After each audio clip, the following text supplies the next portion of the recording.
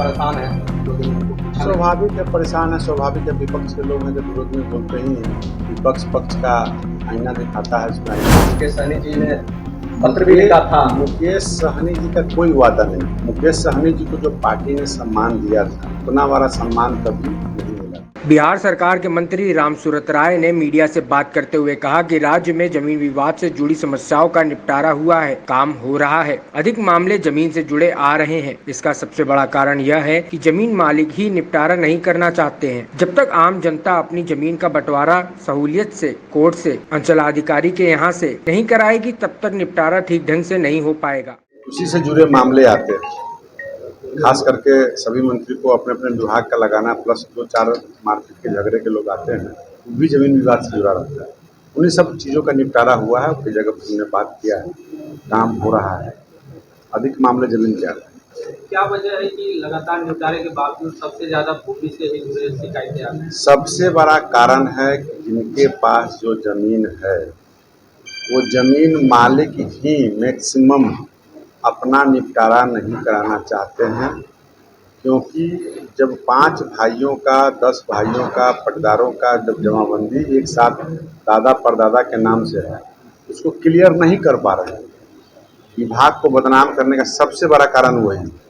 और कई बार हमने अपने मीडिया के साथियों से भी अपील किया है, इनके द्वारा भी अपील किया है कि जब तक इसमें आम जनता अपने ज़मीन का बंटवारा नहीं करेगा सही से, सहूलियत से, कोर्ट से, अंचलाधिकारी के यहाँ से, तब तक ये निपटारा भविष्य में कभी भी नहीं होने वाला।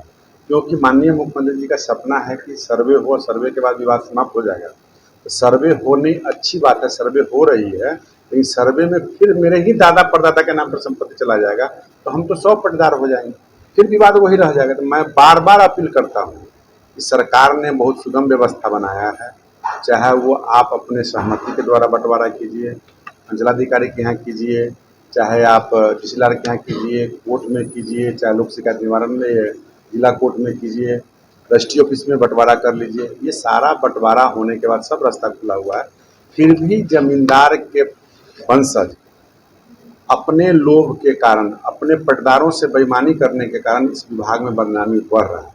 जब वो बदनामी के कारण जब जाते हैं अंचल में, तो वो गलत तरीके से काम को कराना चाहते हैं, पदाधिकारी ऑब्जेक्शन करता है, गलत प्रलोभन देता है, जिस कारण से विभाग की बदनामी हो रही है। तो मैं आपके माध्यम से पूरे बिहार के जनता भाइयों से, मालिकों से अपील करना चाहता हूँ कि अभी आपका समय है, सारा काम छोड़ करके, क्योंकि ज़मीन अब कीमती हो गया, ज़मीन का महत्व अधिक हो गया, तो ज़मीन की आवश्यकता सबों की है। इसलिए आप सब लोग जो भी हो, 2 डिसमिल ज़मीन कम ले लीजिए, बेसी दे दीजिए, आपसी भाई में बंटवारा कर लीजिए, वो परिवार के लोगों से सहमति लीजिए, सबसे साइन करा लीजिए, उसके आधार पर निश्चिंत रहिए, आने वाला पीढ़ी आपका भविष्य में निश्चिंत रहे। बेतिया गैंगरेप मामले पर मंत्री ने कहा कि अगर घटना घटी है तो इसकी जांच होगी, एफआईआर होगी और अनुसंधान किया जाएगा। बिहार सरकार की पुलिस सक्रिय है, जो भी कठोर कार्रवाई होगी वह की जाएगी। क्या ये अगर घटना घटी है तो उसकी जांच होगी, एफआईआर होगी, उस पर अनुसंधान किया जाएगा। बिहार सरकार की पुलिस सक्रिय है, सरकार सुशासन की सरकार है, व्यवस्था किया, उसके लिए जो भी कार्रवाई होगा वो कार्रवाई किया जाएगा। गांधी सेतु के उद्घाटन के अवसर पर तेजस्वी यादव को नहीं बुलाने पर मंत्री ने कहा कि यह तो स्वाभाविक है। अगर तेजस्वी कहते हैं कि गलत काम हुआ है तो यह बात ठीक नहीं है। विरोधी कभी सरकार के पक्ष में बोलता ही नहीं है। परेशान है लोग इनको पूछा नहीं। स्वाभाविक है, परेशान है, स्वाभाविक है। विपक्ष के लोग हैं जो विरोध में बोलते ही हैं। विपक्ष पक्ष का आईना दिखाता है, इसमें आईना अगर किसी को धूल लगा हो तो नहीं समझ में आता, अलग बात है। तो जो भी काम हुआ, जनता इस बात को समझती है, जनता भली भांति समझ रही है कि हमको क्या लाभ मिला। विपक्ष के नेता को समझ में नहीं आता है तो अलग बात है। बिल्कुल, अगर वो कहते हैं कि इस गलत काम हुआ है, गलत बयानबाजी है, तो गलत चीज़ है, उनके हिसाब से तो विरोधी है ना। विरोधी कभी सरकार के पक्ष में बोलता है कि आज तक देखे हैं कभी बोलते हुए?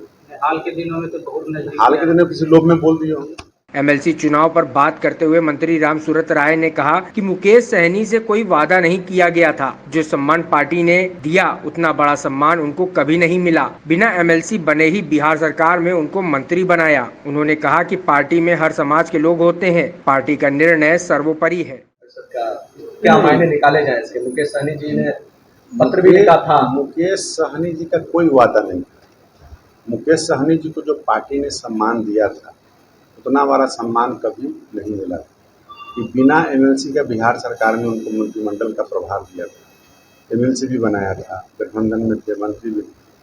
तो कोई वादा इनका मुकेश सहनी जी का नहीं था। पार्टी हमारी सक्षम है, पार्टी के अंदर तमाम परिवार के सदस्य रहते हैं, हर समाज हर जमात के लोग रहते हैं, पार्टी का निर्णय सर्वोपरि है। तो क्या हरी सहनी जी को दिया गया विकल्प बना रही है अपने दोनों उम्मीदवार? भाजपा में कोई विकल्प नहीं बनता है।